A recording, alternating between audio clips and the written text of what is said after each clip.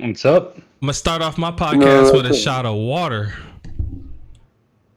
Ew. What's better than water when you thirsty?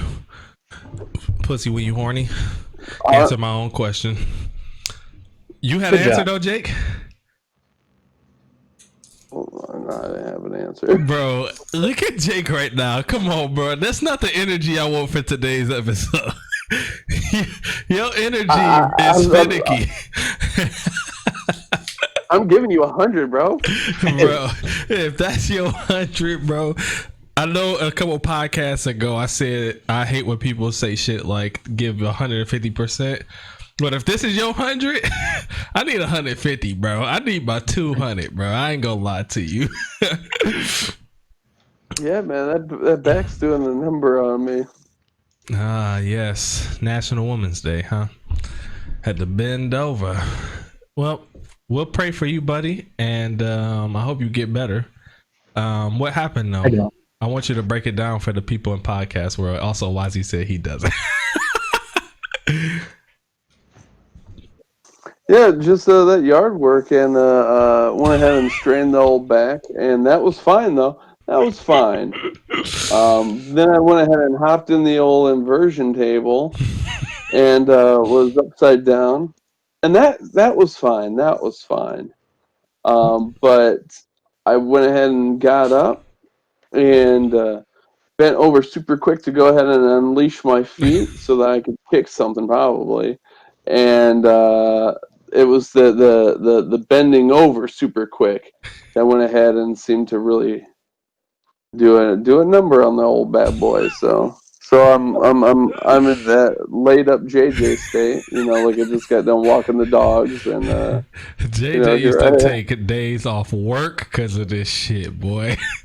In an era where he felt bad for taking off days for being sick.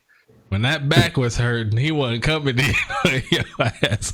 Right, and especially with K-Wood, like, how do you go ahead and tell that man? You mean West, or we just changed his name for other purposes? Oh, well, I didn't even think about that, but yeah.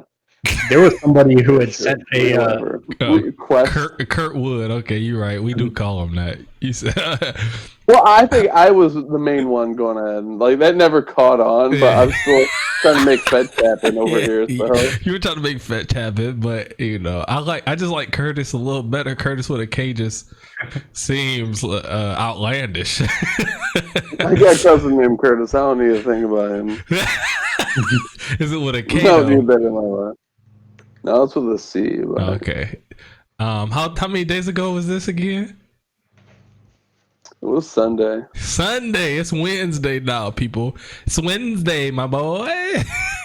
Wednesday. I actually feel worse today. Dude. I actually feel worse today than I did yesterday. So. I want y'all to know it's because Jake was out here trying to cut wet grass, y'all. Somebody help this man. Well, somebody help this man. I was just so aggravated because I'm like, it's Sunday. I'm not going to go ahead and get another chance to go ahead and cut the grass till when. So let me just hop on it real quick. I know it's going to be shitty. I know that. But... Jump up on it. Well, so it led to what is going to be a week's worth of back issues. So next time, wait till when, motherfucker. Well, no, cutting the grass would have been fine. Nah, bro. But what I'm telling you is, that's the start, bro. But no, now that I've been down this path, I could be like, oh, okay, that's when I'm supposed to pop out. You haven't even hit like passing out when you stand up yet. So yeah, that's a fact. Like, stop being a pussy, bro. Wait until you're old like me. He's so speechless. I have undeniable fear that runs through the tips of my toes whenever I have a sneeze coming on. I'm like, oh no, is this gonna be the Widowmaker right here? fucking poor Juju to become a widow so soon from a fucking back problem. Like, she wouldn't even put that in your goddamn eulogy. How did Jake die? Nope, Well, you know, shit happens. She would say shit happens in Hungarian. Give me that. Break it down. Don't worry, at that after party, everybody will know. Yeah, because I'm telling everybody. I mean, I hope everyone's just partying through the whole thing. Why wait till afterwards to party? Party beforehand, party during, party after. So I could kick the door down mid, because you're gonna. Okay, first of all, Jake, you die, your funeral gonna be so uptight that when I kick down them old church doors and walk down the aisle of them old wooden pews, screaming "Turn up," cause I'm drunk as fuck. It's a celebration, bitches. What they gonna say in there, bro? They'll be like, well, I mean, I guess when you put it that way. They just gonna join in. Everybody throws off their tuxedos and has they sombreros come out of nowhere, throw them on, and we all just get to partying, drinking ugly dog bacon vodka. No, it's not Wazzy's wedding, but like, no, it's because like, I mean, Death's dead, so like, There's why whiskey not? alive. Like, if anything, I'm more alive. So, Well, all right, I'm gonna take your word for it. And when they call the police on me, I'm going to your grave and I'm spitting on it, and I'm saying, Wow. bro, I was actually looking at caskets the other day. And I was like, yeah, hey, this is the No Consensus Podcast, episode 22 or 23. I can't remember. This motherfucker to my left is Jake, aka I want to die so bad right now, aka the casket, the cost efficient casket, aka the bearded ghoul, aka the grim reaper, aka I almost called you narcissist. You are a narcissist, but nihilist. The nihilistic narcissist. Ooh, that's a fire Twitter handle. Jake Foster. Below me is YZ O'Donnell, aka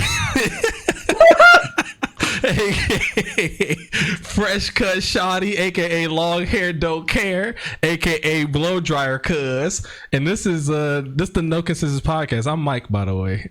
Cheers, boys.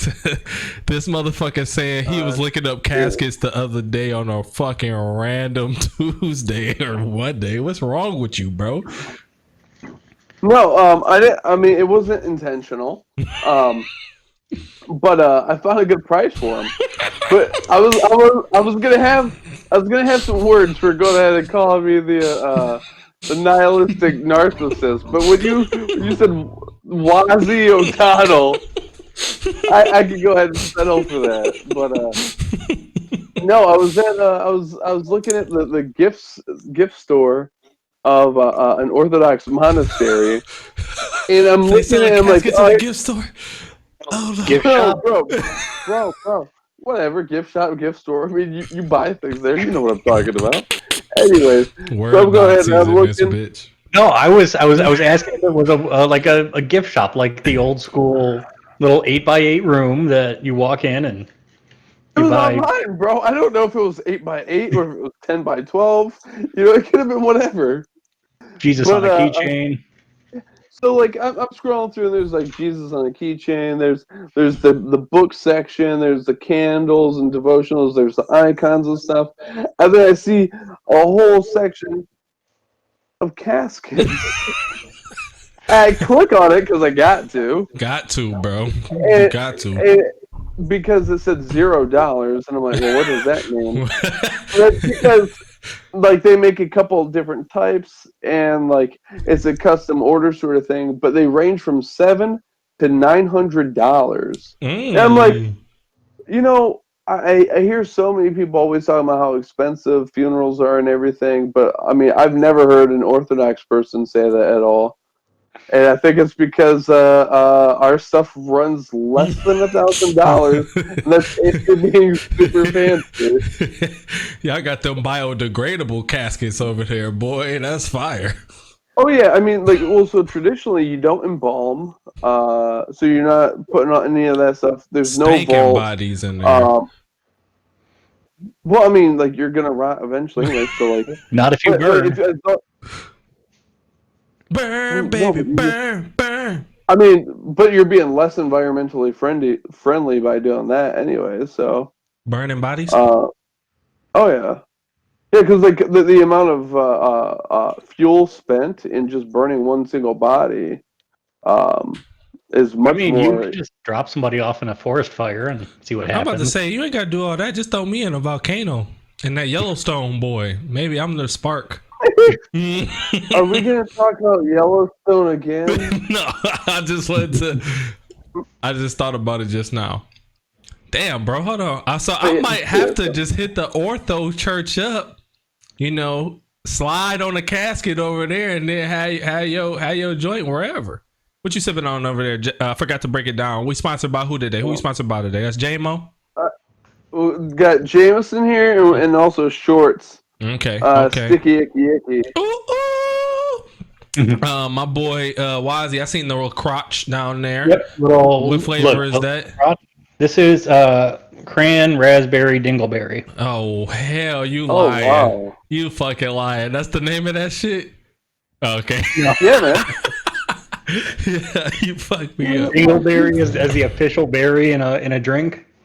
I'm out here on the 1800 silver. So shout out to Oak Park Police. Their way of saying sorry for beating up everybody is by handing out free ice cream, guys, and I'll rock with it. It's the same as the company saying we fucked up this year. Let's have a pizza party. I love it. I love that meme. I love that meme of the dude drowning, and then it just showed a hand and it say company pizza party. That shit's great. What was you about to say? At least somebody's trying something. It. I mean, is it going to fix? I don't got no problems with Oak Park Police. They fire out here, as far as I've seen, and I like free ice cream. So that was just a jokey joke. They ain't beat nobody up that I heard of, but still, it's just funny that let's get out there and show them that we're a part of them. Hand out these ice cream sandwiches in the park. And I wonder how you draw the straws to see which officer is on ice cream sandwich duty that afternoon. I wonder if you want to be on ice cream sandwich duty so that you ain't gotta be on pull these motherfuckers over all day duty. I wonder which one you want more. Do you want to give out ice cream for a day, or do you want to go walk around meters and make sure that everyone's doing their job? Right. I mean, I would hope that they would want to go ahead and be handing out the ice cream. Otherwise, it's not really much of a community building sort of exercise, is it? Yeah. No, the two guys that was there seemed pretty cool. They was nice. One black dude, one white dude. They keep it diverse. The white dude had on one of those Blue Lives Matter masks, though, or not, like the blue line mask. You know what I'm talking about? Those all gray American flags and then the blue line across it. What is that? What's that? Yeah, I do. What's it called? The blue line or something? I forgot. I always forget. Thin blue line. Yeah. I don't want to go ahead and hear anyone talk about desecration of the American flag if they're flying some gay American flag rainbow thing, or if they have that thin blue line flag. Because either way, you are taking the American flag and you're altering it. And then don't also bitch about a lack of everyone coming together. Yeah.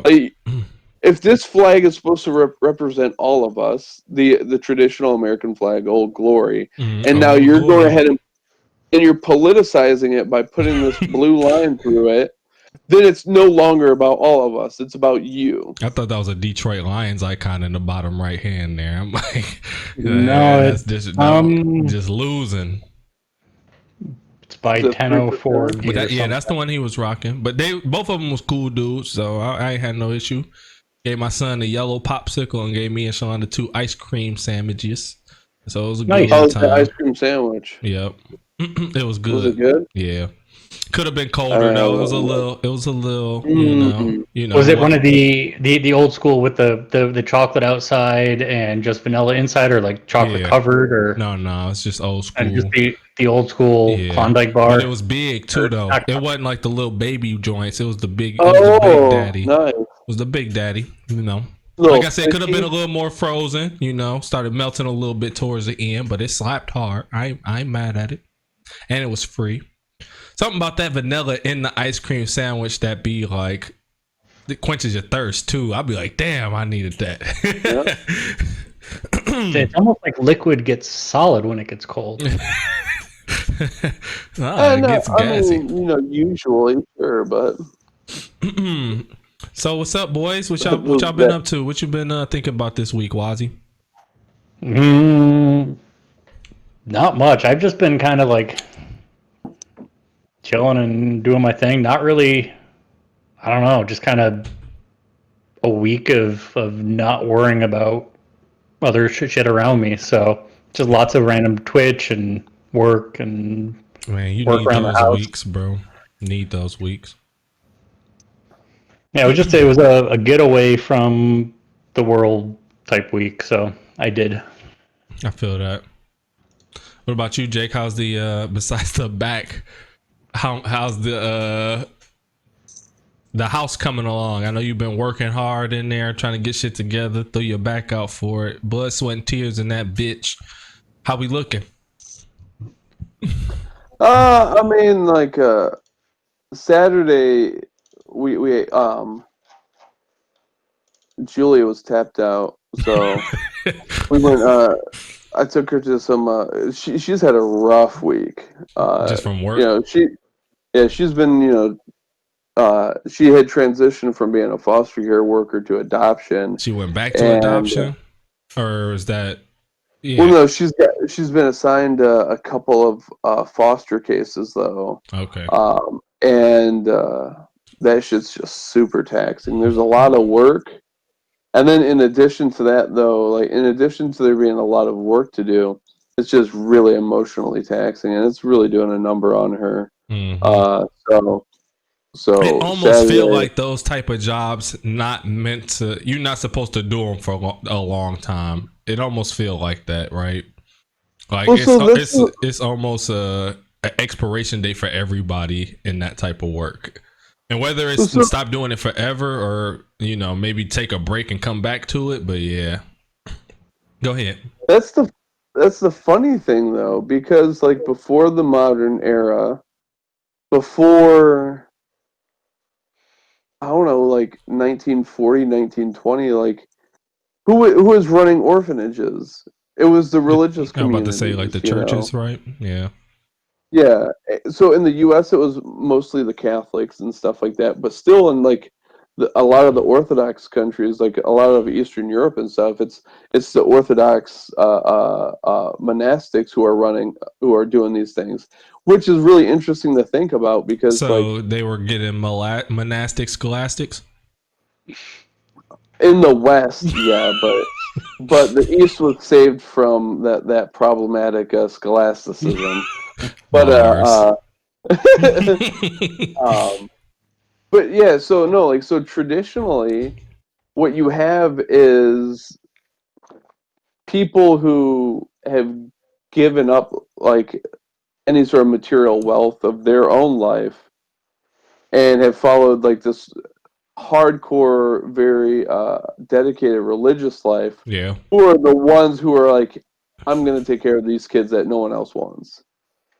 Yep. You know what I mean? And stuff like that. And I find that to be a really fascinating thing, especially compared to how we do things nowadays, Yep, just like hand them off to somebody who say they want a kid for a little bit and yeah. Well, and now some people are doing that like just for money. Yeah. It's like, sure, I'll adopt a kid or... Sorry? You like the fostering or adopting? What do you mean? Fostering. I think fostering, where they basically just do it for money. Yeah, rotating door for kids. I'm not saying everybody. I'm just saying that there are people. Well, sure, but like, I mean, I feel like I believe that that used to be more of a problem, and movies like Matilda like sort of like highlight that as being an issue. Damn, shout There's outs to another movie. Matilda, bro. Oh, I just seen a yeah. meme that asks. Never mind. Go ahead. Keep going. But like there was like one or two other movies that like I vaguely remember that sort of tackled that same subject of like the idea of people fostering um, for the money and just being complete shit bags. I mean, But yeah, and sometimes it's not the money; it's just that the foster parents are shitbags. Harry Potter, Matilda, like it's I could think of a couple other movies, but yeah, they always. It's never like you don't never see a good foster parent like situation. Either the kid is an asshole and the parents is hard on them, or the parents is assholes and the kids got to get out. But I mean, you can't have a movie about a good ass family though, so I guess it that's also doesn't tell a compelling story. Yeah, so. exactly. But yeah, you do see a lot of shitty foster parents, step parents type shit. I mean, but like, how does that not tell a compelling story? Like, I mean, because like the great situation that like Julia like shares with me and stuff like that, I'm like, no, that's a fucking great like compelling story, like of a kid who was in a horrible situation, and you got these people who are just completely selfless. Actually, it would be kind of a cool movie. But the only issue is how You're gonna long get is that movie? That's not a movie. Yeah. We got a kid. We put him in a good home. Everybody's happy. The end. That's the issue. that movie 3 seconds long, bro. 3 minutes and shit. Unless you want to stretch it out, the parents is doing the paperwork now. Oh, I guess, man. Yeah. Well, no, I mean, it's plenty of drama. I mean, because like a lot of these kids, like especially like if you're, So you born always from, got you would at least have to show the perspective of them going through hardships before they got together. That's the thing. Well, yeah, but I mean, like kids being born drug positive and stuff like that with organs outside of their bodies and everything, Crack, like, baby. and having to have, That's my new drop. being born Crack, baby. 3 months, 3 months premature and stuff like that, and needing surgery before you can even like go home, and being 6 months in the NICU and that sort of thing. Like, you could definitely have plenty of drama in that story and still. For sure. It take a good writer to flesh that out, but I'm rolling with you. I also agree that you can get something out of there. I mean, that isn't what's. I don't know. Never mind.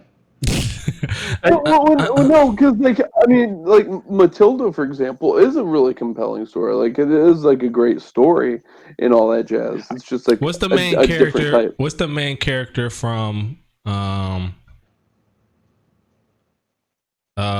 DeVito from Stranger Things? 11? 11. I haven't seen that show, but I seen somebody post a meme and say who would win in a fight, Matilda or 11. What's y'all thoughts? One of them can fight back powerful demons with superpowers. Pardon?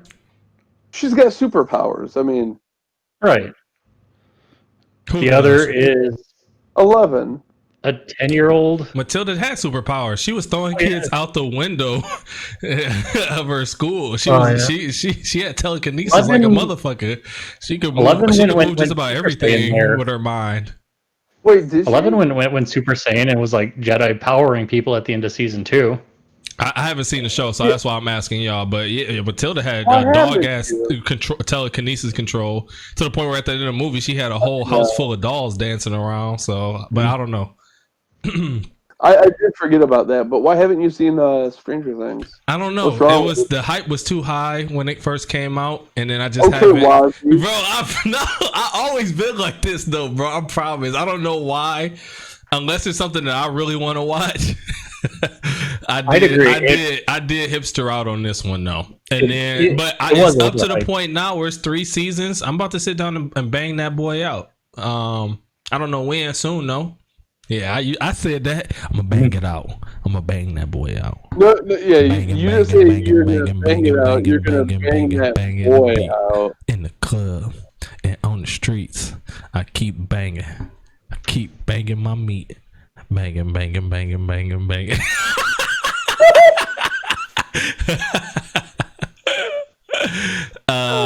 Oh, this boy wise. Peace out. He hit us with the alright, I'm gonna head out. SpongeBob me. This is the meme I sent you guys. Is it good though? Is it that good? Because I hear it's good, so I'm gonna check it out. But how you like it? This motherfucker Like fall what? asleep. Wazzy, have you seen it?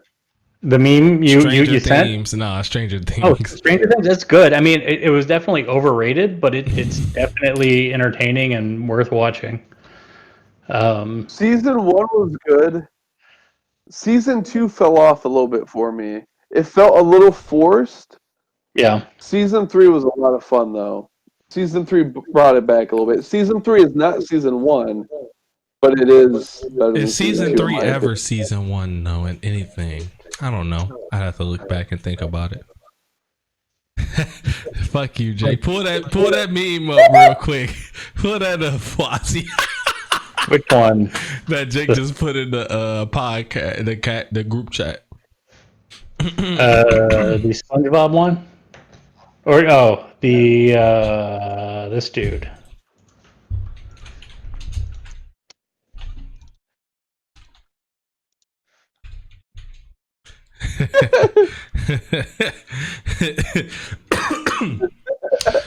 Boy just sent me a meme say it's okay to tell your homie he can't rap. Normalize it. Normalize it is funny, bro. Like stop feeling bad for what we do. Normalize it. Make it the norm. You got something you want to tell me then, Jake? Go ahead, bro. I'm here for it. Considering that I've spent money on your albums, I don't think so. I just thought it was fucking hilarious. That's funny, bro. Have you guys happened to catch any of that bullshit and snake oil? I seen some of your clips. I didn't see your latest episode that you just dropped. Shout out to Jake and his shameless plugs, though. He wants y'all to go watch it because he sees our numbers is crazy over here. So he's trying to steal some of these viewers and send them over to the bullshit snake oil. But I approve. Go ahead and check him out. This my boy. Do we have numbers? You said what? Do we have numbers? Yeah, we got numbers. They somewhere. They better than most niggas who just started. Oh damn! How many times have I said the N word on here? That's I haven't heard you drop it here. That shit just slipped out on accident. That's why I don't drink tequila, y'all. This shit different. This shit hit different, bro. Yes, better than most dudes who just drop a random podcast out of nowhere with no following. But yeah, what happened, bro? Break it down. Why you asked that? No. I was just curious because if you guys have been enjoying it or anything like that because no, it sucks. I don't want anybody to go watch it. I want everybody to go. Every time you see a video on YouTube, hit the dislike button. That way Jake can focus on us full time and say fuck his brother. All right. Wow. Imagine. I mean, you do whatever you want to do with your family, MJ, but. But for real though, your couple episodes been pretty good, Jake, and you and your brother just riff real well together. I do still feel bad because I know the original concept. Not feel bad, but I feel I feel like I really wanted to, I still do really want to see you and all your brothers together talking because me and Wise know like we was up there with y'all. Y'all got a great chemistry together when y'all get to riffing and having a conversation. So even if they can't be on a regular basis, you and Jason already knuckled it up, so y'all good. And then y'all should see if anybody they can come on for at least a guest appearance. You know, remember when me, JJ, and Jason was playing Call of Duty, and Jason was like, "Hold on, Jake just got here. I'll be right back." And then when he came back, he was like, "Yeah, he just whooped my ass, but we good now." Your mom had a bonfire or something that night. Damn, your memory is bad, boy. No, I think it's that we were fucking around with you guys, and I don't remember the lie that we told you. Oh, well. I was hyping him up. I'm like, what's the beef, bro? Because I kept asking you when the last time you talked to Jason was. It kept getting further and further. I'm like, oh, okay, they got beef. So then when I got on, I would get online and be like, "Hey, bro, what's up? You and Jake got beef or something?" He like, "Nah, man, I don't think so." I'm like, "I think so, bro. Y'all motherfuckers got beef." So when you came over there, I didn't know he was staying at your mom's house. I was like, "You better go handle your business." And he was gone for a long time. He said, "Yeah, we scuffled it up. We scuffled it out a little bit. He whooped my ass, but we good now." So maybe that was a lie, but I definitely was trying to hype y'all up to put some beef in the foster home of imaginary friends. Oh yeah, no man. Like there's already so much chicken and pork and stuff like that. There ain't no room for no beef, man. No, you better throw some veggies in there, bitch. What's wrong with you? That's why your piss look like that. No, I mean the veggies got their own compartment. I feel you. We don't neglect the veggies. Hell, today I'm making Julie and I are making some potato curry tonight. So. I made sloppy joes yesterday, y'all. Haven't had those in a long time. Oh. But Was that can hard to open? Yeah, it was. and what made it harder is I had a new can opener. On behalf of Mike. It was hard because I had a new can opener, y'all. This bitch is different, and I'll show y'all next time y'all come over here. But it's Sean about this new space age ass can opener, and I didn't understand how to use it. So y'all see it, y'all. I will. I should go grab it. I'll keep it. Yeah, I got it open though, no problem. But it was harder than usual. Anyways, sauced up the beef, right? You know, seasoned it up good. Cut up some bell peppers. Threw some bell peppers in that motherfucker, y'all. And then put the little manwich sloppy joe sauce up on there. Cut up some potatoes. Threw them bitches. Seasoned them bitches up. Olive oil on them. Parsley. And then threw them bitches in the air fryer. And we had a dog ass dinner yesterday. Which brings me to my next question. Ravioli or SpaghettiOs? Are we talking Chef Boyardee ravioli or ravioli? I'm talking about Chef Boyardee ravioli. I'm not gonna say ravioli from the finest Italian restaurant versus SpaghettiOs. Ravioli, and I thought of like nice fried. No, I'm talking about Chef Boyardee struggle meals because I sauced up a struggle meal yesterday. That's sloppy joe ain't for the rich people, but I sauced it up a little bit. We talking struggle meals today. You hungry? You go to the cabinet and you see a can of motherfucking raviolis and you see a can of SpaghettiOs. Which one of them bitches you grabbing? I see you doing the timeout. The answer is yes. I need a timeout. I need a timeout real quick. The only answer is yes. Are sloppy joes? Is manwich a struggle meal? Is that a poor thing? Yes, bro. You gotta look at the prices of this shit, bro. A pound of beef, you get that for like $3, $2, and then a can of manwich, you get that shit for like 80 cents, bro. So now you made a whole meal for $3. That's a struggle meal, yeah. And then you get some bread. The bread probably $2. So now for $5, you done fed 5 people off of that shit, bro. Growing up, I thought it was a fancy meal. To be fair, if you have meat, it's not a struggle meal. You have actual real meat and not a can. No, but between Chef Boyardee, I was going to say, Wazzy, I want to hear you. What you should have done is use Spam, so you could have a can, the entire thing. Just make an entire can struggle meal. Jesus Christ, I'm not using no fucking Spam for this. Let me just some sandwich. No one wants a sandwich, all right, bro? It's big in Hawaii because they love Spam there. That's disgusting. Well, I'm sure a lot of things are big in Hawaii. But yeah, you hungry, you broke, you open up the motherfucking cabinet, and you and your brother standing there because Waz want to make this a thing. So it's one can of SpaghettiOs, it's one can of ravioli. You got first pick, and you can only choose one. Which one you grabbing? Let me get the SpaghettiOs. What about you, Wazzy? Can I add anything to either of them? Can I like add salt or sugar or anything? I'm gonna have to go ravioli if it's as I'm is. going ravioli too, bro. I promise you, I'm going ravioli every time. But The- both of them bitches definitely still need salt and seasoning on those. I ain't gonna lie to you. Sugar in either of them makes them a lot better. Just a tiny bit of like dark brown Yeah, sugar. yeah, The problem is that the noodles are just garbage. yeah. The noodle is ravioli dry pasta, as fuck. I always had it like Either just soggy, just fell apart. either you guys like so either I grew up a lot poorer than you guys, Probably. or you guys were much more familiar and experienced in poorness than my family was. But I ain't never put salt or any sort of seasoning on my spaghettios or No. ravioli. I wasn't doing that as a kid, bro. I'm popping them bitches open and eating them. I'm just I talking was. now as Okay. I grow up. I've Okay, learned how to sauce them bitches up. I wasn't cooking back then, bro. I thought you were like class shaming me over here. Nah.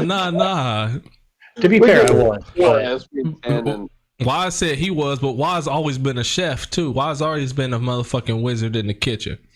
So, Ooh, which brings me to my next point, which I don't know if we're ravioli past 2-1, and I'm about to put this up on the what's it called right now and see what the people say. I'm about to start doing that during the podcast. Hopefully, we can get some answers. All right, go ahead, bro. You, I can't remember who. Maybe Wazzy. Maybe I've heard it from you. I know I've heard it from a few people going ahead and talking about like, asking the question like, well, do you have like an electric stove, a gas stove, what have you, and that sort of thing. And I've always thought it was a stupid question. Like, what does it matter? Heat's heat. But since moving in here and having a gas stove, boy, does that shit rock different. gas gas can heat up super quick.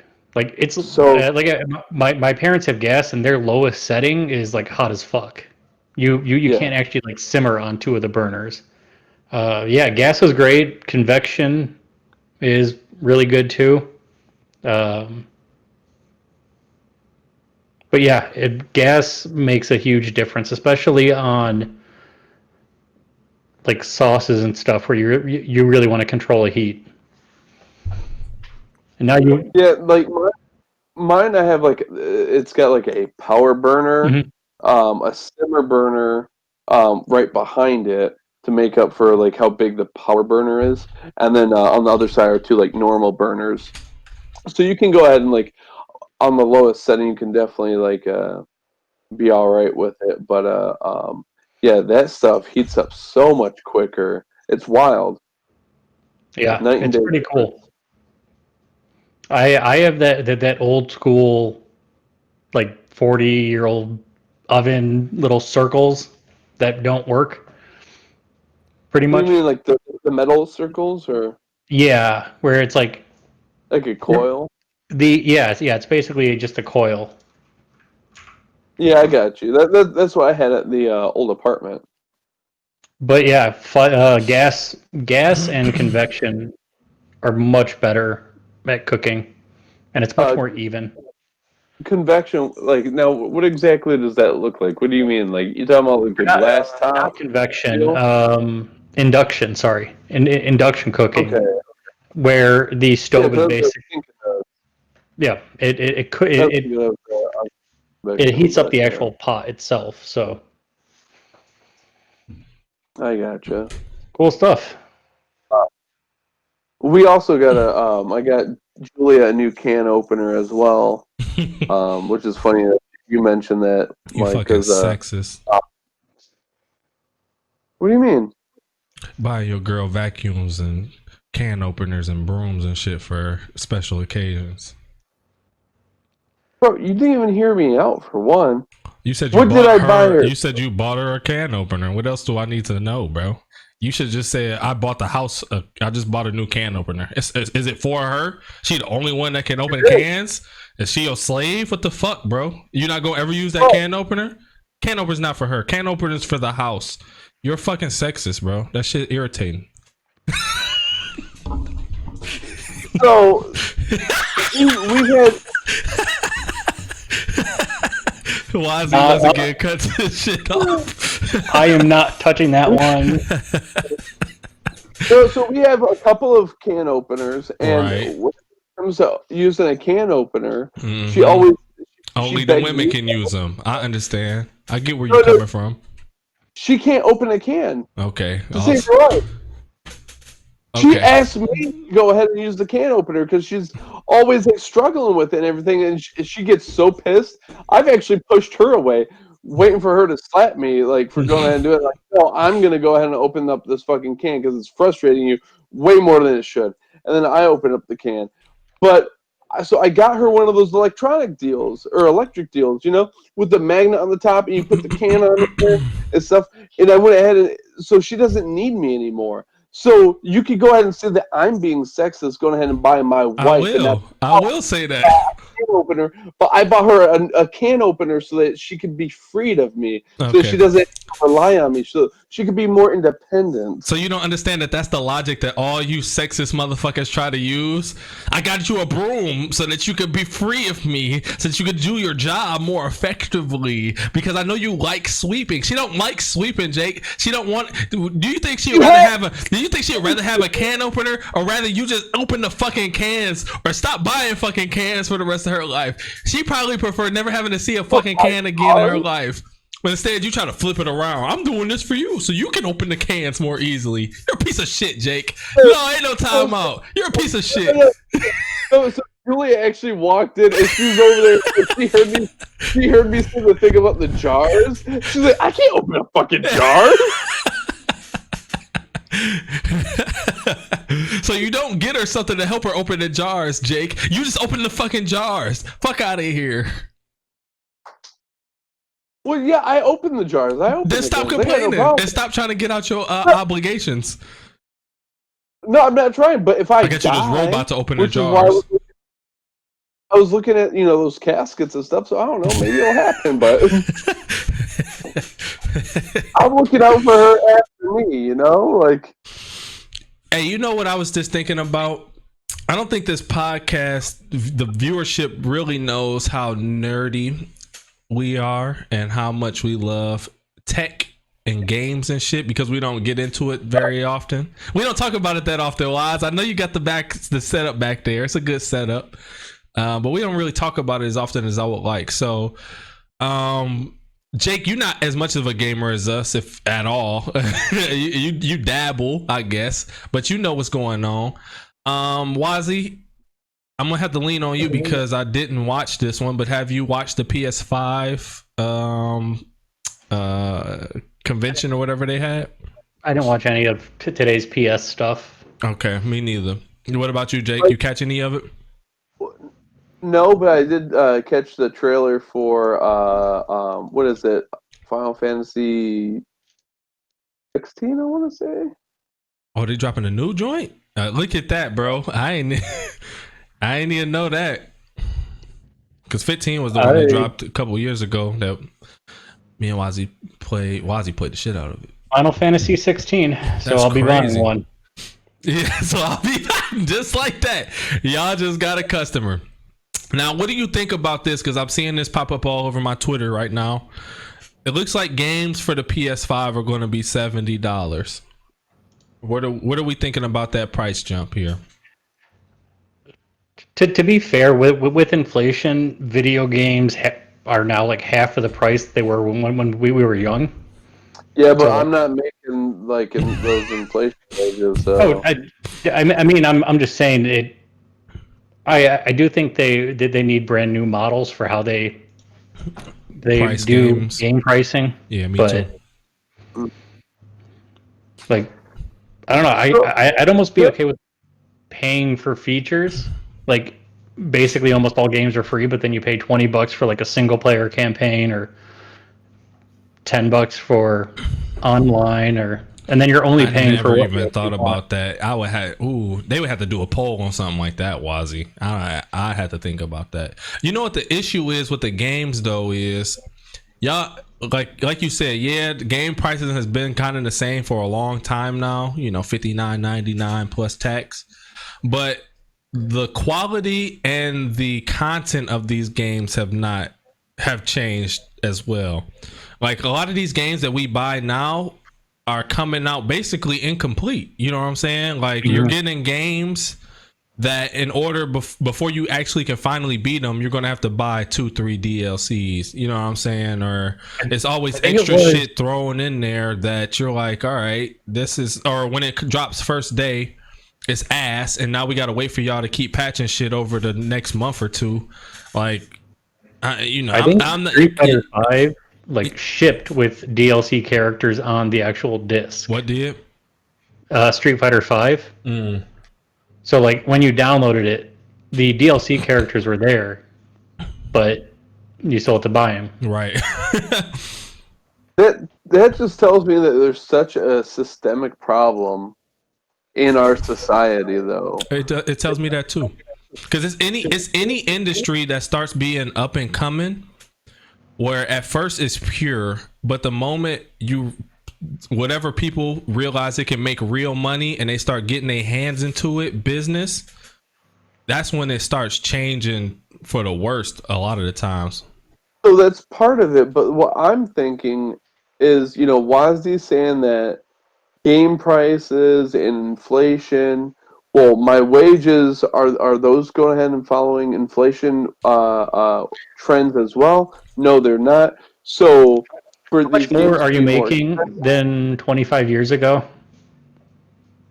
How much less am I making than I was 5 years ago? Right, anyway, but we are. So, but anyways, and yeah, it's the minimum wage hasn't changed in how many years? So yeah, go ahead. Yeah, that's not following inflation at all. At all. So let's see here. So it may be a fair price for the product, but like for the users and stuff like that, they can't afford it. So therefore, you have to ship out an incomplete product, and then you ship out another aspect of the complete product. Yep. With DLC that they have to pay for, and then another DLC that they have to pay for, and then another DLC that they have to pay for, just for you to go ahead and actually make the fair value of your product, but because your customers can't go ahead and just pay for it. Yeah. You know what I mean? Yep. Because I'd be cool with alternate revenue streams in games where you're somehow making money for the company. Like they had in-game advertising on Counter-Strike, I think, at one point. Like billboards and stuff would be actual advertisements. That's fire, actually. That is actually a fire idea. Maybe it wasn't Counter-Strike. One game was doing that though. Titanfall, maybe. That's a very interesting, very integrated way of looking at it. But like, I saw just yesterday that AT&T is looking at providing reduced priced phones, but you get advertisements on your phones. Amazon's been doing that for 3 or 4 years. And Walmart. Huh? Yeah, Walmart and Amazon have both been doing that for at least 2 years. Doing what? What Not bad. They have like cheap phones. Well, Cricket's like a Walmart thing, right? Cricket is Sprint, I believe. Is there Sprint anymore? All the Sprint stores are T-Mobile now, by the way. But yeah, I think that if people felt like the quality of what they was getting for their $60 was worth it, they would understand it going up to $70. But since you're getting shit and you feel like this is what your $60 gave me, i.e. take Madden and 2K for an example. NBA 2K and Madden dropped this year. You're paying $60 again for it for the current gen. It's the same fucking game that it was last year. And then y'all gonna make you pay another $60 again to get it on next gen, which is coming in a couple months, and it's gonna be the same fucking game it was on this gen and the same game it was last gen. And 2K says it's gonna be a whole different game for next gen, we'll see how much of a different game. And why don't you do some sort of, why would you know that knowing that the shit coming out in November, why wouldn't you say just do this and you can get it on both consoles? Like, it don't make sense to A me. lot of them are. Yeah. All the CDPR stuff, I'm pretty sure 2K stuff is going to be both consoles. Microsoft announced all of its Microsoft games are, if you buy it on one platform, you get it on the other as well. I'm using that- 2K for an example because I know for a fact you're going to have to buy 2K twice unless you pay the $100 for the Kobe Bryant edition, and then you can get it on this gen and next gen. But if you didn't pay $100, then you're going to have to pay the $120 to get The it both Kobe times. Bryant edition. Yes, bro. So, okay, so with And you know what the difference in the Kobe Bryant edition is? Kobe is the cover. And you get it on both gens because they want to go. They want to make money off of his. And you get some extra VC for when you get the game and shit. So it's like, all right, I either pay $100 or I pay $120 for. And if I pay $100, I'm getting a unfinished game this gen, and then hoping that the next gen is a good game. Or you know what I'm saying? Like it's $70 for PS5. Oh, my shit keeps squeaking. What is? And then if you got it on PlayStation, you're paying $70 instead of $60. Most companies are going to be doing the free upgrade from old console to new for any generational releases. It just makes sense, bro. You always got to do shit like that. But and now, I mean, you aren't even printing discs anymore, right? It's just a fucking download. Yeah. So.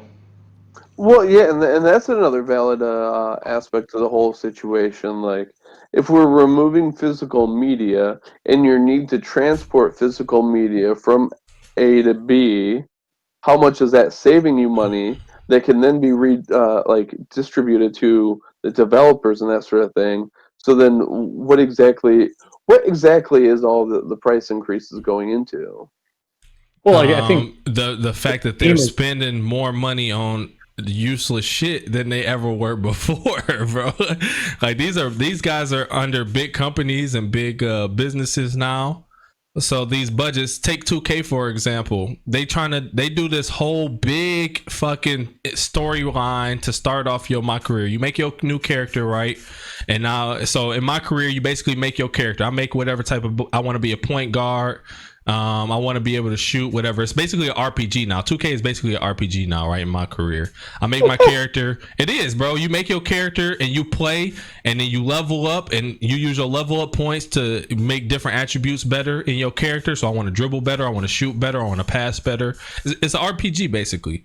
They spend so much money on this start of my career because at the beginning you get a story. Who are you? This year you a dude named Junior. Your dad was a legend in the hood as a basketball player. He went to college and won a national championship, and now you got to follow in his footsteps and be better than he was. They go out and hire dudes like Jesse Williams to act in it. Last year they had Idris Elbas. They got my man's from The Wire in there. They hiring big name actors to play in these roles. You don't pay these motherfuckers $500 to act, bro. You're paying these guys, you know what I'm saying, hundreds of thousands of dollars probably to get them to act out in these roles. And then it's only for it's only for like 2 hours of gameplay because you never see them again. None of that story matters anymore. After you get drafted to the NBA, you just play your fucking NBA games and then you play with your friends, and that's it. None of that story nobody gives a fuck about that story. And every time you create a new character, it asks you, do you want to do the story again or you want to skip it? What you think I'm picking? I'm skipping that shit. I saw it. I'm good. I don't want to see it no more. So there goes there's like $1 million worth of their budget gone paying for actors to act out 2 hours worth of gameplay. And a lot of game companies are doing unnecessary shit like that, bro. That's wild. That's wild, ain't it? These guys be having they have all these corny ass scenes. It don't make sense, bro. So when you ask where's these costs coming from, that's where you know, a lot of times these people are just fucking up and don't know how to budget correctly. Marketing is also all over the board. Marketing, yep.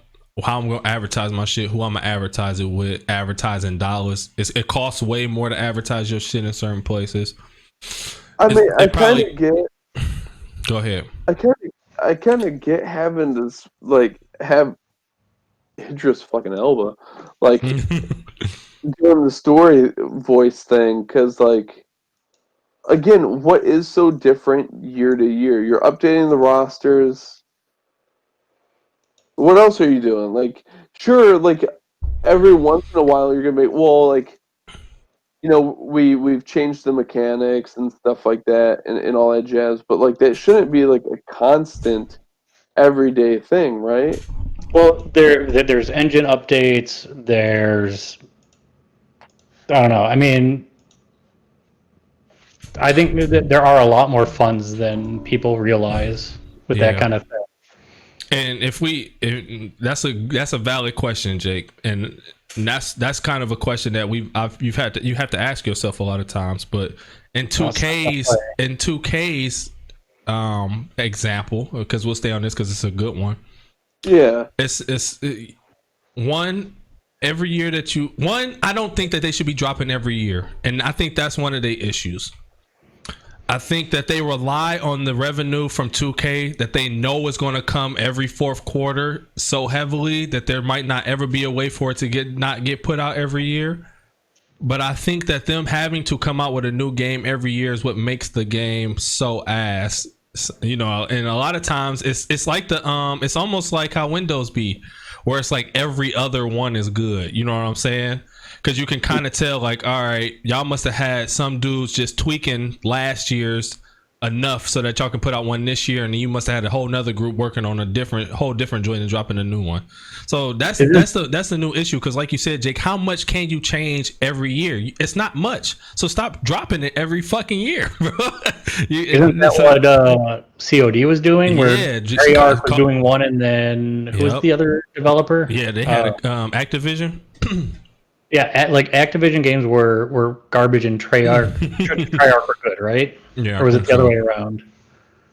So that got me actually thinking about because, like, I mean, honestly, I feel like what we're really moving towards is like video games being like video games as a service, Yeah. and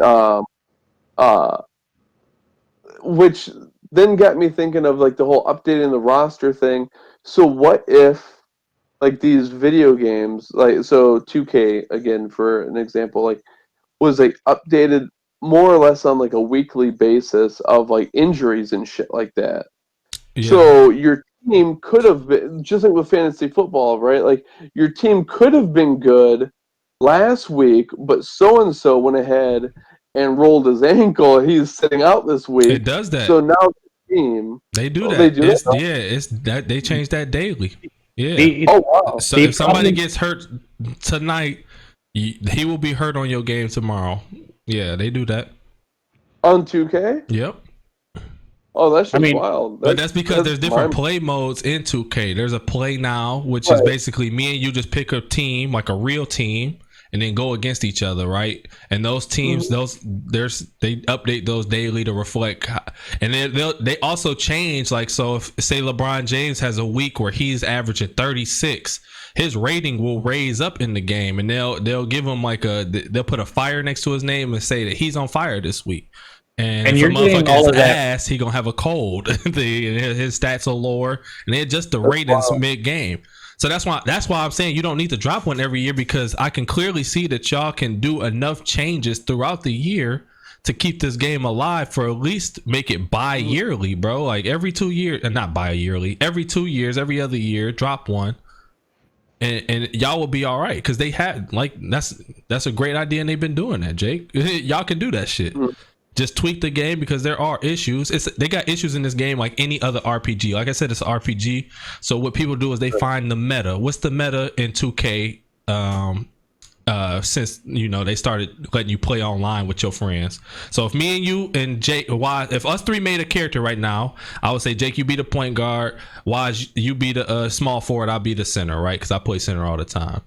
The meta in the game is I can make a center 7 feet, but I can make him just as quick as your point guard Jake, and I can have him shoot just as good as your small forward. So now I'm taller than everybody else. I'm just as quick as everybody else, and I can score just as good as everybody else. So the issue, like I said, it's like any RPG. They have issues with balancing, and what they do with they balancing throughout the years is just tweak certain shit. So let's make shooting harder. Let's make the rating to be able to shoot more consistently higher, and that's what they do. But you can do that mid game. You don't have to make a whole new game to change that shit. They already do that mid season. They drop patches all the time, and that's another thing that they suck at. Free, right? You said what exactly? Yeah.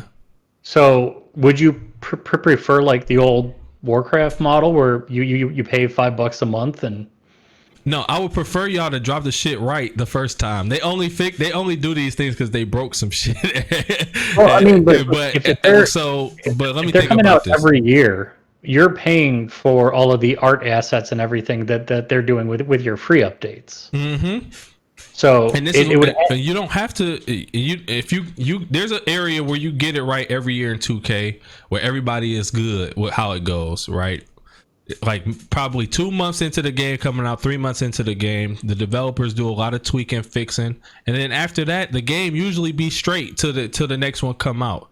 All they got to do is do enough to get it right, tweak enough, and then they'll be good for 2 years, bro. But it's like you said, Wazzy, they rely because updating shit and changing shit ain't free, and they rely so heavily on that revenue every year that I can't see them ever just saying, nah, we're going to skip this year. I can't. And the only way it's going to happen is if another NBA game comes out and then challenges them and is super good and puts them to shame and makes them have to go back to the drawing board. Shout out to NBA Jam, by the way. I just watched I watched the lead developer talk about the hardships of creating NBA Jam in that Ars Technica YouTube channel I think I told y'all about, where they talk to the people and go over the history of these games. I just watched one about NBA Jam, and it's just so funny. Like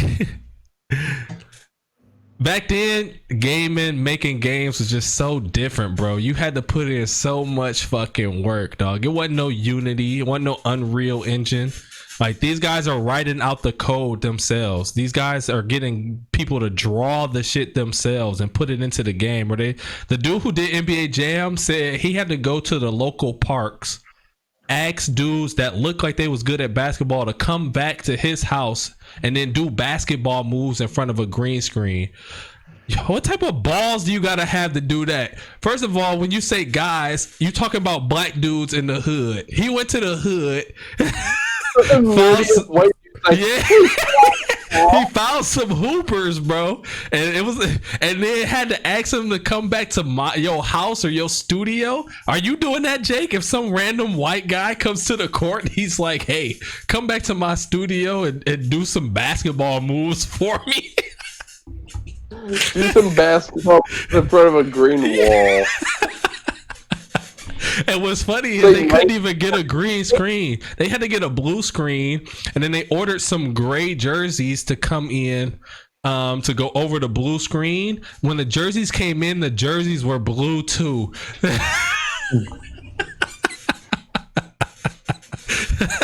You hate to see it.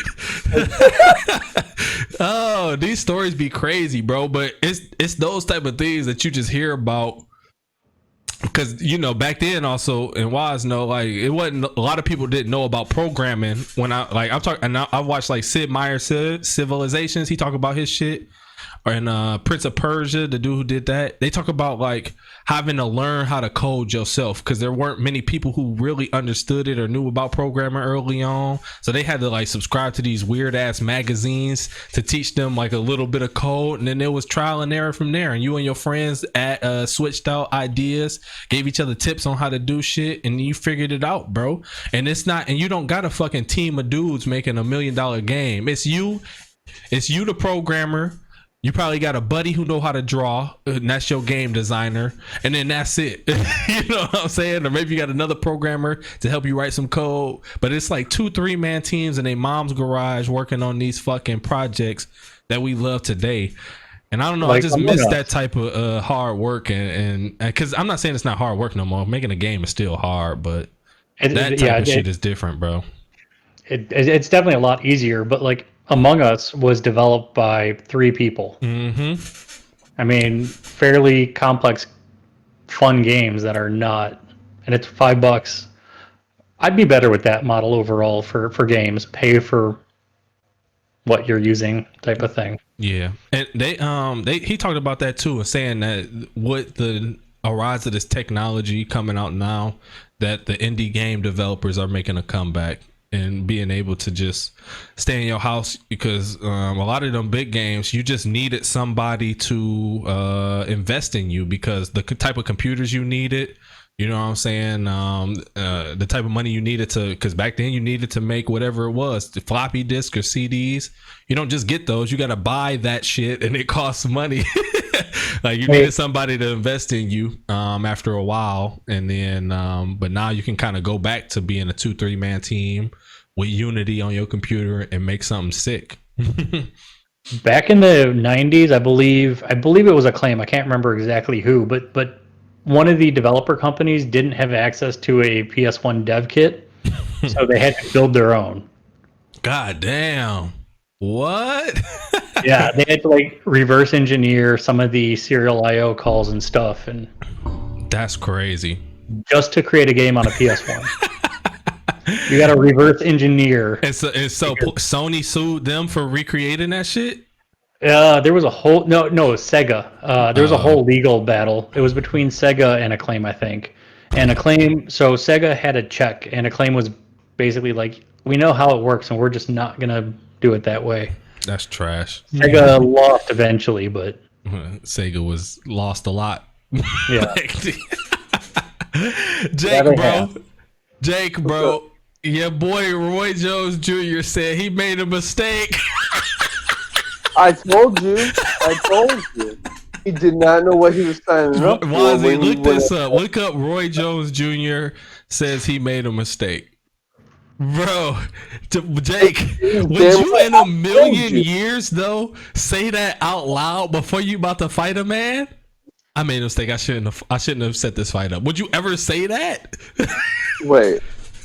So so let's think about it logically here. That's an odd statement for Roy Jones Jr. Roy Jones Jr. said he may have made a mistake agreeing to an exhibition with Mike Tyson because he's the bigger, more explosive guy. I've only seen that headline, so I haven't got to read the whole thing. But go ahead, break it down. No, I'm right there with you. I've only read a couple of different headlines that said all the same thing, but I haven't really given it much more thought. So let's think about Roy Jones Jr. and his character. He is not going to say ever that he made a mistake. And that's what I'm like, where'd this come from? Yeah. No, but he's also a big Vegas guy in all that jazz. How much money does he have riding on himself winning? And what is a statement like this going to go ahead and do to the odds? Is he trying to play the game?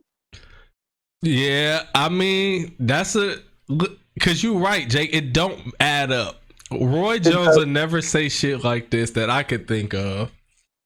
And what does add up in your theory is they're not going through the regular boxing commission. They're doing this themselves. Therefore, there won't be any sanctions against them placing bets on their fight, especially since it's just an exhibition. So, yeah, I can see that being a thing. That might be a thing.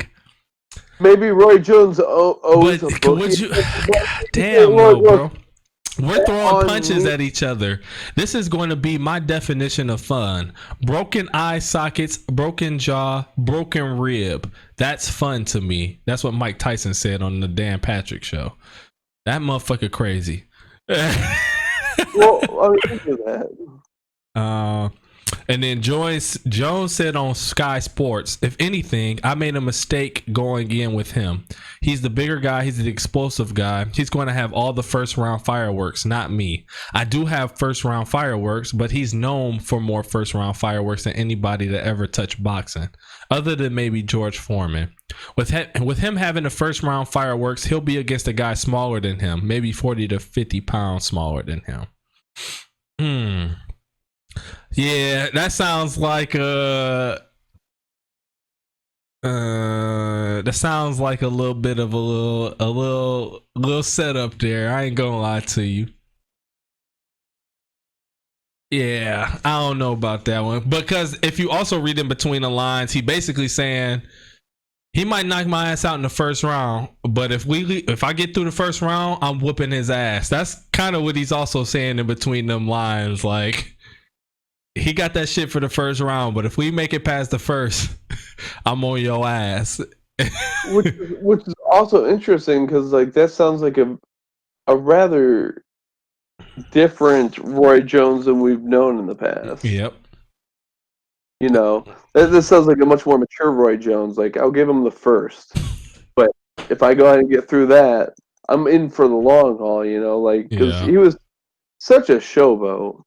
And that's what I'm saying. Like, when you ever thought about getting out the first round, Roy? You always just want to run in there, swing arms around, and knock somebody out.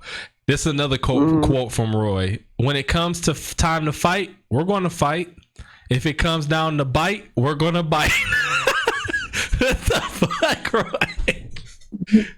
Go bite for bite. We're going to bite, bro. Y'all go bite? Yeah, you trying to bring up some old shit on Mike, bro? God damn. Don't put him in that headspace, bro. That's don't even say shit like that, or Mike go bite just off of hearing that word on accident. That's gonna be a reflex, bro. Oh, sorry, man. My bad. Do not let that man listen to any DMX before the fight. With my dogs. Oh shit, that's funny. To DMX.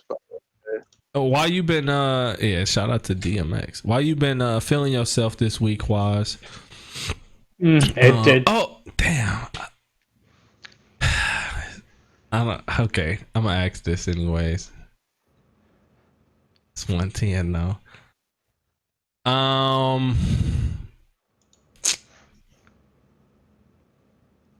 I ain't gonna do it now. It's all right because we're gonna get too deep. It's a question I want to ask you about work, but it's gonna take us too long to get into it once we start getting into it.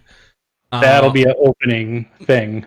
So, are you you cooked anything new this week, bro? Because I did my sloppy joes yesterday, and I threw some cheese on them potatoes too. By the way, made them slap super hard. I made a really good beef stew.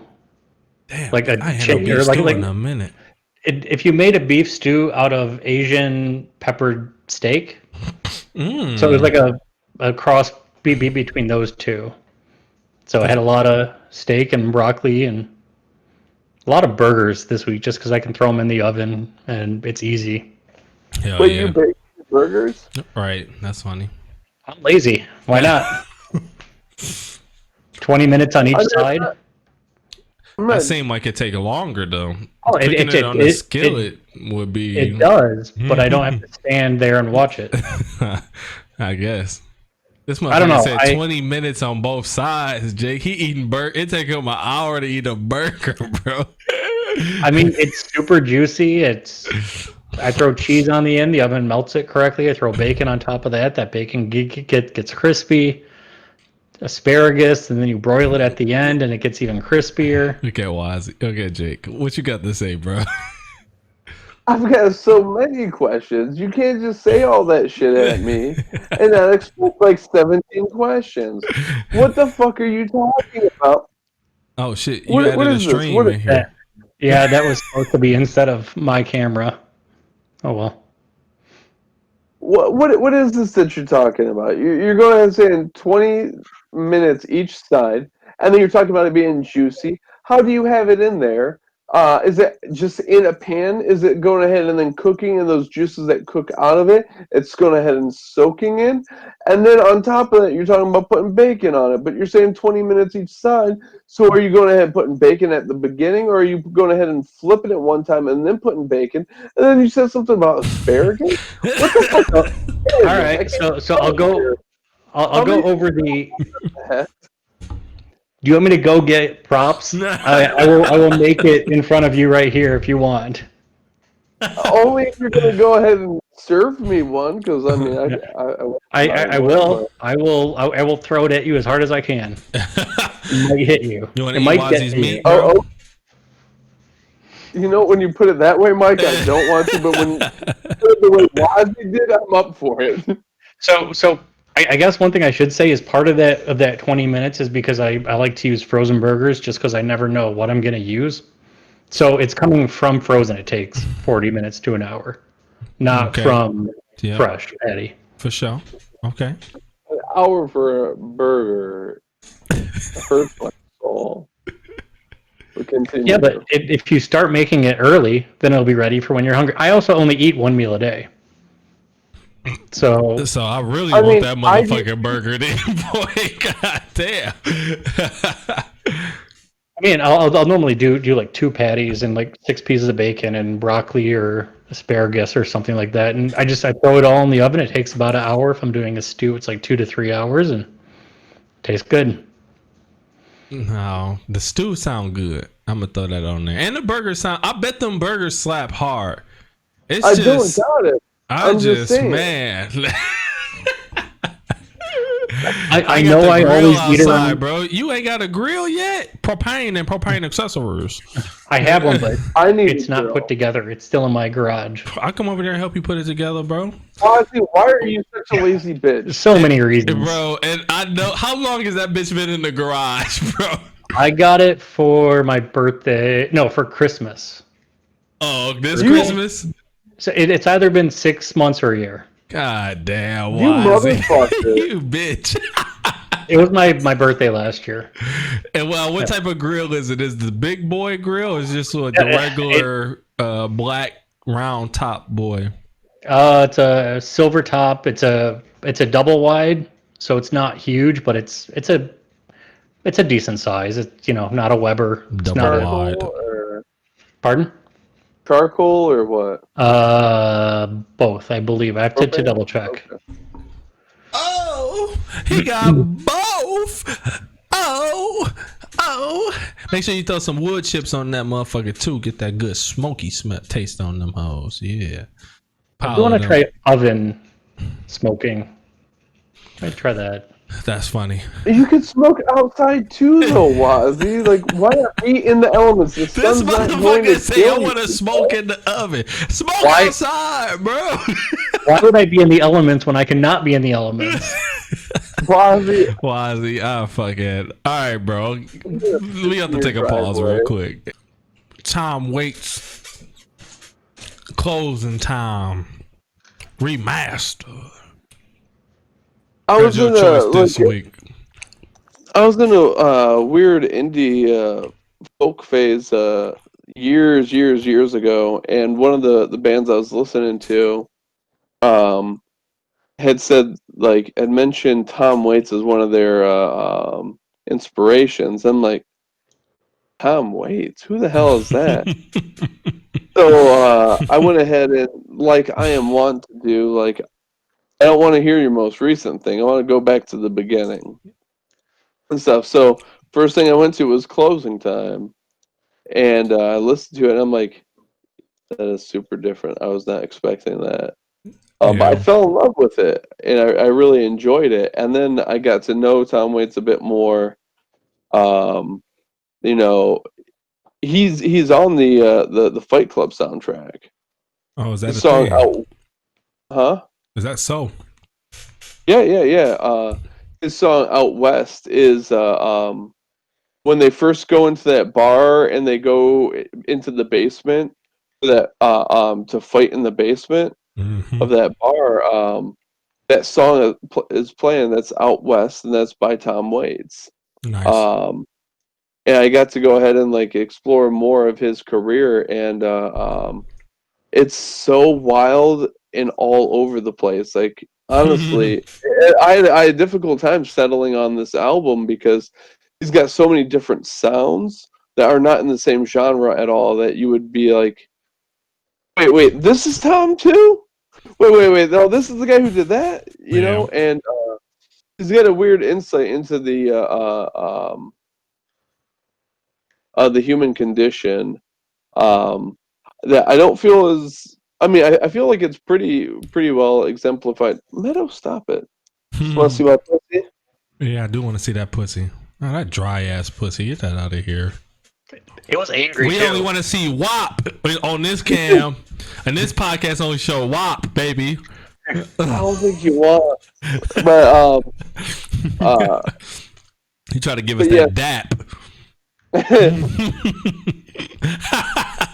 Pound it. There's a bar in there somewhere. Bitch had dap, but I still had to pound it. Yeah, something in there. Hold on, let me go ahead and figure that out. Let me write it down. Bars. No, keep going. Like, because when he did this album, he was 21, 22, and he don't sound like it, at least from my perspective at all. And so he's got an interesting insight into the human condition. One of his tracks I love is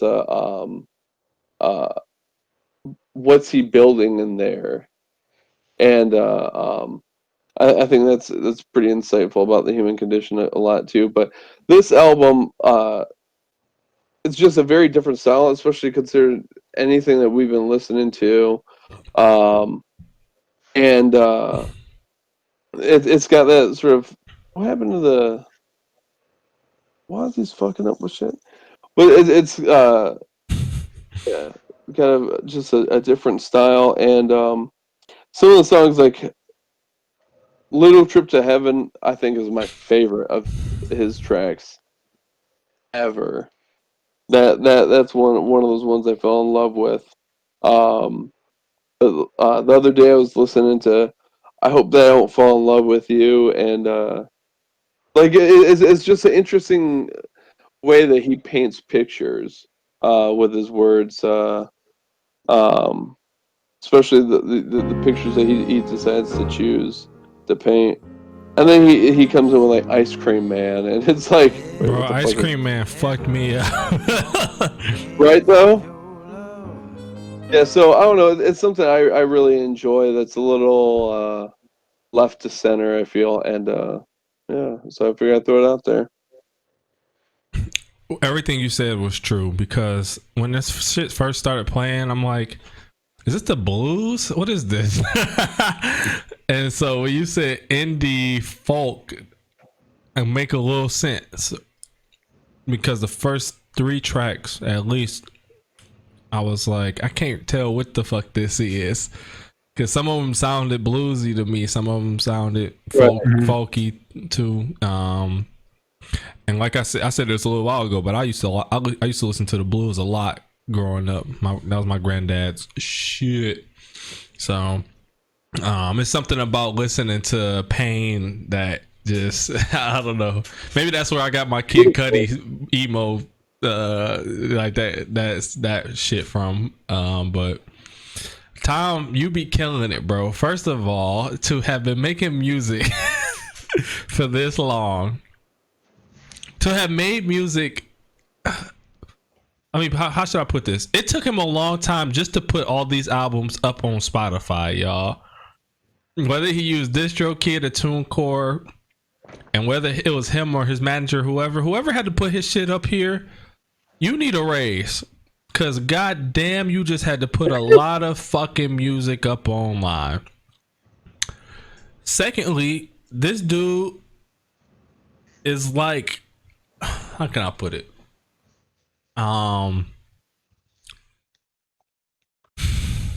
He like those white guys in those memes, like, you know, them videos where it's like, I didn't even know he was white, like like when you hear like some of those old songs, and a thing for you. Like motherfuckers, like I didn't know that dude was white. Like that's how Tom Waits was for me at first. Like, I was like, oh, I mean, it wasn't at first because I saw the picture, so I knew what he was. But I saw in my head, like, I don't know if I would have knew what he looked like if you would have just told me to listen to this song without no picture on it. He got some soul in him. And it's just funny thinking about because this says remastered on my Spotify. Is that what it says? Were you at Closing Time Remastered, Wazzy? Yeah, I had the remastered one. So when they remaster shit, they going back and they doing a mix over basically, right? And then they doing the master over. Mostly, probably, and the master is just the levels of the sound actually, and then the mixing is clarity and everything. So, but even with the remastering, you can still tell, like, yeah, this is some older shit. But even with knowing it's some older shit, it still sound good. Like the fidelity, yeah, the way it actually sounded, not anything about the music itself. Yeah, like a lot of times when people remaster something, it almost sounds too good. Like, nah, this don't even got that same feel in it. I can still feel how this is in this and here. Like, oh, okay, y'all was in there getting it in. Cause like, and actually, let me pull up. Let me put up the Wikipedia for this because I would love to know, does he have a dedicated band for this? Because especially back then and when you got signed and was putting out music, if you would do like a Tom Waits and you a singer, right? You don't usually get to choose your band. It's whoever the label produce you with. All right, we brought in this guy who played drums, this guy who played guitar, this guy who played keys, and then we gonna do this. Or you might not even, this the song, motherfucker. Here's the lyrics. Now you just go in there and sing over it. So let me look up Tom Waits' Closing Time and see what his band situation was. But like you said, he's changed up so much that I kind of got a feeling that he didn't fall victim to that type of shit. But he has an album as late as 2011. Yep. So what you think of overall this shit? Oh, another thing, Jake. This shit, you can't listen to this. I can't listen to this shit after like not 10 p.m. Cause this shit had me too relaxed and about to fall asleep, bro. Like I was like, God damn, this shit gonna make me go to bed, bro. Like that shit sound good, bro. This is like early lo-fi or something. Like I don't know. Let me see background. Oh no, not the background. What you think about it, Wazzy? Recording. That's what I want to say. The way I would describe the sound to me is if you had a sports bar that tried to have a lounge night and tried to find any lounge song and play it, and then you would ask them to turn it down. I don't know. The only song I actually liked was Ice Cream Man. I could not vibe with this album. It was weird. It was weird. Like Ice Cream Man, I liked everything else. I did not want to listen to it once I started. It was weird. I don't know. I don't vibe with it. Do you think that it was Ice Cream Man because of how much of a contradiction it felt in the album? Like, oh, this is so different than everything else. I think I like this. It was his voice. Like there's like a weird Bob Dylan voice that I hear. The sax was good. I heard no actual emotion in his voice. It to me it sounded like he was reading lyrics. I don't know. That was just how I took it. I appreciate listening to it, but I don't know. It didn't vibe with me. I think I also at first was like, early on I was like, can this guy even sing for real? I wasn't sure if like, you know how some people can like actually sing. I'm like, man, he kind of just know his pocket and where he at. And I'm kind of there with it, which I'm not mad at though. You ain't gotta. Everybody don't gotta be, Whitney Houston, bro. Like, you know what I'm saying? Like, if you know your pocket, you know it. But I think that's funny. I don't know. What you think about that, Jake? Well, I think it's funny because like Ice Cream Man's like always the one song that whenever I come onto it, I'm like, Here we go. I can enjoy it for what it is, but in the context of the album, like I'm always like, why this track? It should not be on that album. I agree 100%, but that is also probably why it's the only song that I didn't skip it 3/4 through.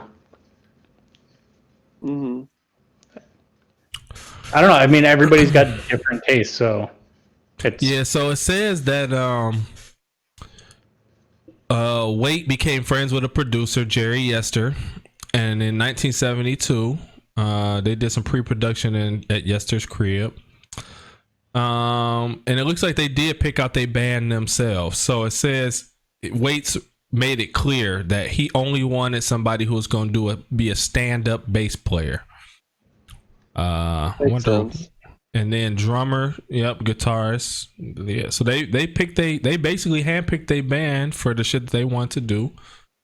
Recorded at Sunset Sound Records in Hollywood, where Buffalo Springfield, Joni Mitchell, and Neil Young and The Doors had previously recorded. You a fuck who previously recorded there, bro. Yeah, let me see. It says Old Shoes is a country rock waltz. I don't know what the fuck that means. So one thing I was playing though, as soon as I see Martha, the first thing I thought was, why'd you say that name? Why'd you say that name? why'd you say that name? Why'd you say that name? It didn't have those vibes. That song didn't have those vibes at all though, but I just was like, oh, here we go. We got Martha here. That's a why'd you say that name, Tom Waits? Why'd you say that? And also I fuck with, you know what I fuck with though? Huh? What you say? Well, I just found like that song to be an interesting sort of subject matter to be tackling from like a 21, 22-year-old, you know what I mean? Mm-hmm. Yeah, and you ain't lying. I didn't think about like how old he was when he must have been singing that shit. That do make sense. I fuck with Midnight Lullaby a lot, bro. It's just something about that vibe that I'm like, that shit go hard, bro. And I just like listening to it. Which one did you say you like the most? Oh, Little Trip to Heaven. Little Trip to Heaven is cold too. I like that a lot too. I like that's one of them slow dance songs. Yeah, right? for sure. Yeah. Yep. It say this was released by Asylum in 73. I'm trying to see if there's anything else in here. Pretty positively reviewed when it first dropped. But yeah, so these are the type of things when I listen to this type of albums, bro, I just be like, what was the vibe in the room for y'all? Because like you said, y'all just when I hear an album like this, you just be like, it's just different times too back then, so it's hard to even say, man. Like I don't know, but the fact but if you add a layer to it and say, oh, I got to choose the people that I'm with in there making the music, now was y'all, they must have just been jamming and you just was writing. And I think I like that type of vibe a lot. Let me see here. Like what do you call them, like the hired band sort of dynamic is a very fascinating thing, you know, and like I think I was probably first exposed to understanding some of that with the Beach Boys. And you know, you got the Beach Boys as a band, but some of their songs like was written for like a big composition and stuff. So like, you know, they went ahead and got like a big band in, and like to go ahead and think of like, oh yeah, this no, what are you doing? But like for like, you know, like them not to be like with some dry ass pussy. Go ahead. for you not to have like regularly be working with this band, but you wrote a song and you're going ahead and showing them what you wrote, and then they're just improving with you and jamming because they know music so well that they can go ahead and like hear what you're saying and communicate in the same language with you.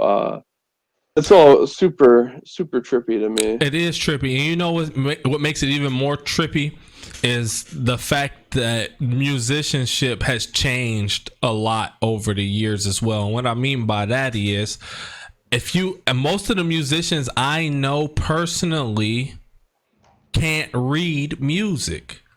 Now, what that means is, back in the day, Wazzy wrote a song, right? In the song, it has the lyrics and it has the notes for each instrument to play. Therefore, if I know how to read music, I don't have to have met Waz at all, ever. I can read the fucking notes that he gives me. He can hire me, like, my guitarist is sick tonight, I need you to come play. Here's the sheet music. And I can play along with him and not miss a fucking beat because I can read the music. You can't do that as often no more, bro. Go ahead. In addition to that, like, they didn't even necessarily have to write your notes. All I had to do is go ahead and write the lyrics down and write what I was doing on the keys. And then you knew as a bassist that, well, usually I'm going ahead and playing the 3, 5, and 7. Yeah. And stuff. So you would go ahead and be, oh, okay, so he's in the key of G. So I'm going to be playing this here, and I'm going to be playing this here, and then this here. And then there's like certain things that you could go ahead tonally do to go ahead and like harmonize with that, to like fuck around with your scales, because you also practice scales all the fucking time. Yeah. And what you're talking about right now is music theory, which Right. has you know, disappeared a little bit. And not to say that I know some fire fucking musicians, bro, and all they got to do is feel and they can jam.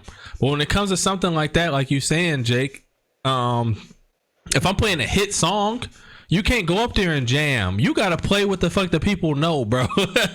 and using a hit jam is a different example too, because a lot of musicians know all the hit jams, so they'll know how to jump in and play "Don't Believe Me, Just Watch." Like they get up there and they'll play their part on that all day. But you know, if you're a niche group, like a niche band, but you do have a hit within your group, there's different levels of fame, right? There's some people who are known by nobody, but then there's somebody who has a deep fan base. They're going to sell out whatever place they're in, and all their fans know that fucking song. And even though the song isn't big enough for me to know, but it's big enough for all these people to know. So if I go up there and I don't know what the fuck the song is, it's going to be hard for me to try to catch on, and then I'm going to fuck it up. So a lot of these guys will need at least, all right, bro, you gotta come like 2 hours before the show, and we gotta practice together. You know what I'm saying? Whereas, and you probably still would want to do that, even if a motherfucker can read music or not. You still want to practice with them. But if you know how to read it and you know music theory, it's a lot easier for you than a motherfucker who don't, bro. And like I said, a lot of dudes that I know just don't know that shit no more. And I don't know why that's not, because I took choir for a long time, bro. I know music theory. So what was y'all doing in high school? I took choir from 6th to 10th grade, bro. So I don't know. And I took a class in college too to get my shit back a little bit. But yeah, I don't know. I know for like when I played bass, I learned off of tabs, but when I did piano and violin, those were sheet music. Mm-hmm. So I mean, it's just, if you can memorize the song, it doesn't matter if you can read the music or not. And that's what I'm saying. Most dudes just rely on memorizing songs, and also I'll take it even further. A lot of dudes I know play in the church a lot, and when you play at the church, you have to know how to, especially at black churches, you got to know how to just kind of read the room and vibe and do your thing. Yeah. While people are talking or while a collection plate is going, if you're an organ player, you got to play during those times, bro. So you gotta, it's not necessarily a song that you're supposed to be playing during those times. You just gotta do something that's gonna fill out the room and keep people, have something in the background, and you learn that shit. So and Orthodox church as well, y'all got people singing, y'all got people playing organs, and you got to know those songs, bro. You know what I'm saying? Yeah. So I find it funny, the idea of like memorizing a song, because honestly, if you know the music theory, if you do like this, memorizing a song is way too much work. That's not necessary at all. If you go ahead and do the extra work up front to understand some music theory, then you know what notes go with other notes, what keys go with other keys. So all you have to do is hear, oh, he's playing this chord here, playing that chord. Okay, I know that this goes with that, and it's so much easier. Yeah, Well, you yeah, know what it any is. Go ahead, Watson. any chord can have 3 or 4 minors that go along with it, Right. anyways. So, I mean, I guess that is part of memorizing in my mind. And I think that the weird thing is, like, even take your brother for example, Justin. How can you say stuff like this? Like, the music theory part that's lost is the terminology. That's the biggest part that's lost. And what I mean by that is, Some people that have latent musical ability, like Justin, when we were up north, and that's what I'm saying. They might not. It's like what you saying. This is what you said before, Jake. As far as if learning the actual song is a lot of work. If you just understand how to play in songs, if you take the extra step further to just understand how to play, you can catch the vibe on any song, right? But there's a lot of dudes who can do that, but they don't understand that that's what that is. And then when I go, especially in a studio situation, I can play something and they'll catch on to it. Oh yeah, I got that. I'm on to it. But if I say, hey, go up an octave, you don't know what an octave is. Hey, play this in, C sharp. You don't know where C sharp is. You know what I'm saying? It's those things that'll start fucking dudes up in a professional recording situation that will get irritating. I agree, but I disagree, because, like, especially going ahead and using the term. example of Justin. Well, because, like, I mean, like, sure, like, they can vibe and everything, but it's not just the vocabulary that someone, especially like Justin, is lacking, because he's been telling, like, I've been talking to him about the work that he's been doing recently. I'm not saying that that's all that is lacking. I'm just saying that's a part of it as well that I just wanted to bring up. So my bad. Oh, Go ahead. It's an important part, but Go ahead. he's been going ahead and telling me about all these things, like, because I used to go ahead and hammer on him, because let's see here, when I took a music theory class at WCC, and he was probably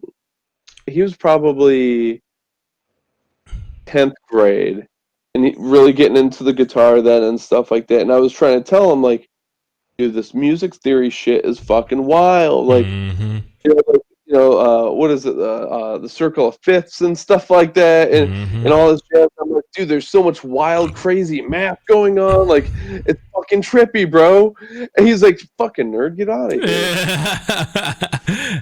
And for the longest time, he thought it was just stupid, nerdy shit. But now he's understanding that, yeah, like, it's great that he can play a guitar as well as he can and stuff like that, but he understands nothing about the music that he's producing. Right. And that's a huge detriment to him. Yep. And that he's really set himself behind, at least 5 years by not putting in that intellectual work, and by just only going ahead and doing what he thought was fun. And that's how you go ahead and rock out. And that's how you're, a rock star. No, we are on same page, bro. 100%. And that's what a lot of my friends that could be making a lot of money just being professional musicians, that's the difference between them and the ones who are making that money, bro.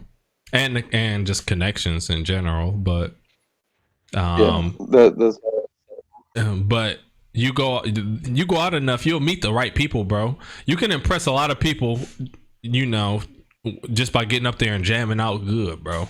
But when it comes to when these dudes is real professionals, and it comes to, all right, let me see something else, that because everybody can jump on the drums and smash out on that bitch, but let me see you play this whole set the way that we need it to be played. That's a different monster, bro. It really is. Because there's just so many different cues with live bands, and especially with if you got a vocalist in front, you got to vibe off what they doing. Where are we going? How long we holding this for? We gonna keep jamming here? We got to move on to the next one. What's the next one? When do we get into the next one? That's only shit that you gonna know from being out there for a while, and then and understanding that theory to be able to vibe out with dudes who really are just different, bro. Because like I said, man, dudes who got talent, and then dudes who different. And the different comes from that knowledge that you're talking about, Jake. And that's just about in everything that we do in life. You're going to have talent and you're going to have skill. Some dudes is born with the talent, but they never developed the fucking skill. Some dudes who got skill but never had the talent to grow up with. Both dudes singularly only gonna have a certain ceiling.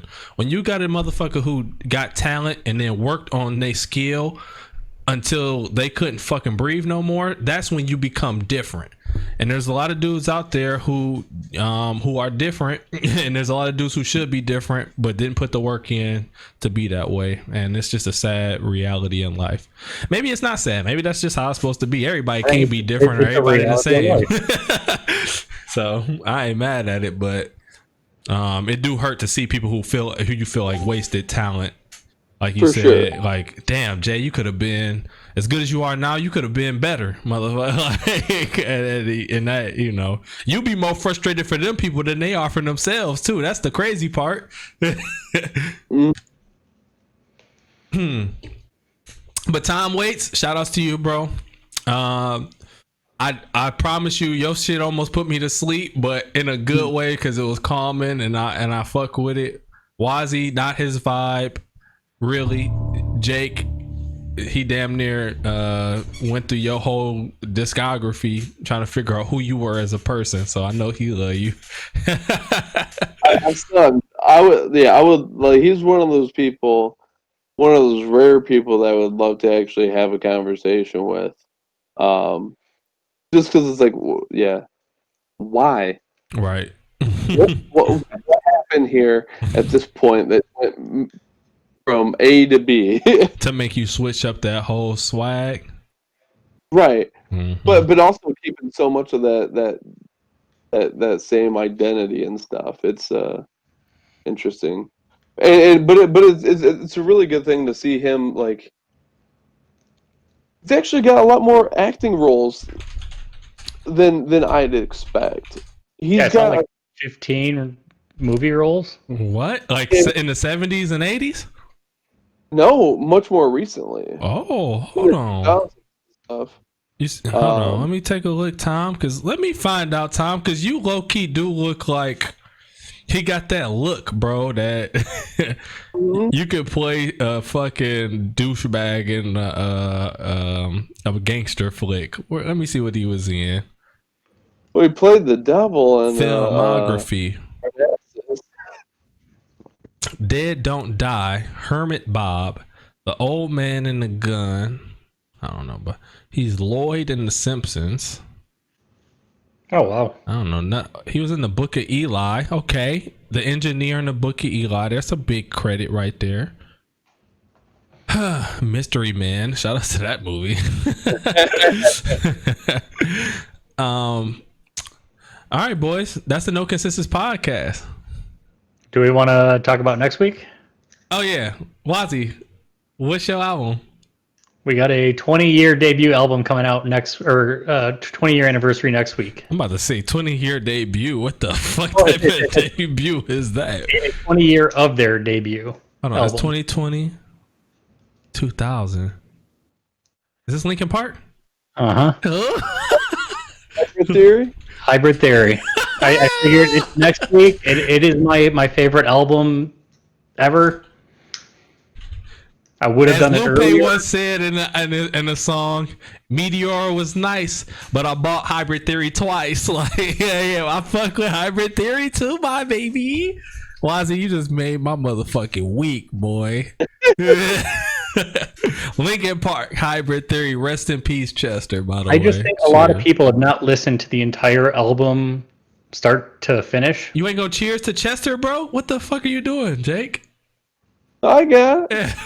I was letting the man speak. I want to make sure people go through and listen, hear every song, hear My December, which is like it's the last song on the album. Doesn't fit it at all, but it's an amazing song. Great song. Never got any actual play. Yeah, got played in my house and my boy Mario. Y'all know Mario. We two big Linkin Park fans.